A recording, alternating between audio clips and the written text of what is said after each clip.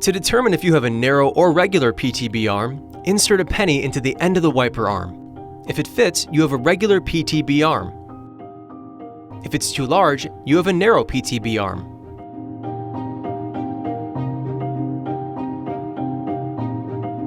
Here's how to install a Rain-X Silicone AdvantEdge blade on a regular PTB arm. Locate the buttons on both sides of the adapter. Squeeze buttons and flip open the cap.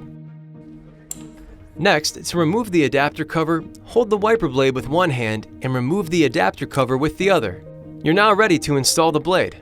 After you've removed the old wiper blade, make sure the wiper arm is in the up position. Align the adapter under the arm.